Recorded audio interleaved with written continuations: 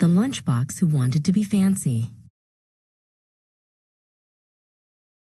In the middle of the school cubbies sat Sterling.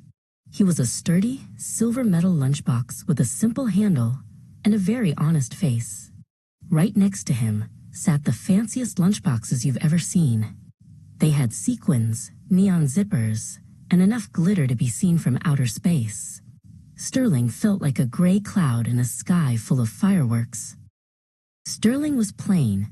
He didn't have a cape, like the superhero lunchboxes. He didn't have wheels, like the race car lunchboxes. He didn't even have a single sticker. When the sun hit him, he didn't sparkle. He just gave a quiet, dull glow. He felt very ordinary indeed. At recess, the fancy lunchboxes liked to show off. Glimmer, the sequined box, would wiggle her handle to make the light dance. Shimmer, who was covered in gold stars, would boast about her extra-strength velvet lining. "Look at us," they seemed to say.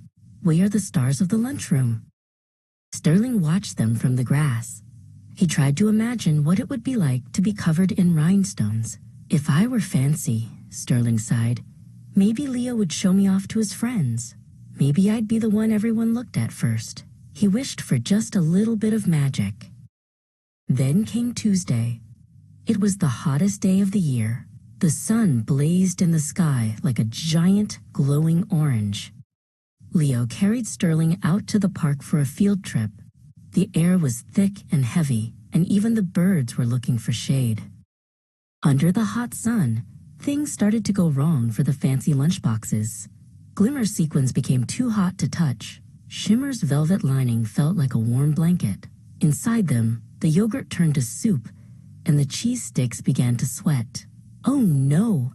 cried the fancy boxes. "Everything is melting." When it was finally time to eat, Leo sat down under a big oak tree and opened Sterling. Clink-clank went the metal latches. Inside, something wonderful happened. The grapes were still cool. The juice box was icy cold. Even the sandwich felt fresh and crisp. Sterling's thick metal walls had kept the heat far, far away. Glimmer looked over, feeling very soggy. "How did you do it, Sterling?" she asked with a sigh.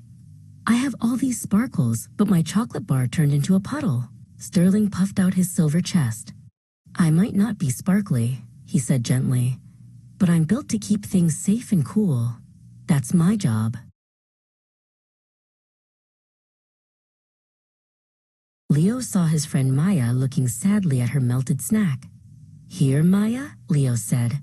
"Sterling kept extra grapes cool. You can have some."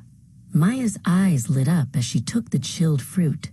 Sterling felt a warm glow inside, and it wasn't from the sun. It was the feeling of being helpful. As the sun began to set, Sterling realized something important. He didn't need sequins to be special. His smooth, silver surface reflected the world around him like a mirror. He saw the green trees, the blue sky, and Leo's happy face. He had a shine all his own, and it was a shine that lasted.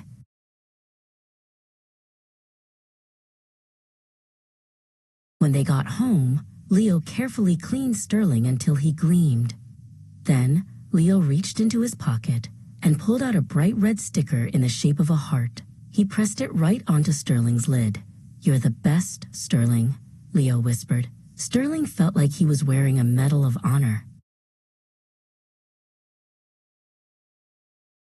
Sterling still sits in the cubby next to the sparkly lunchboxes.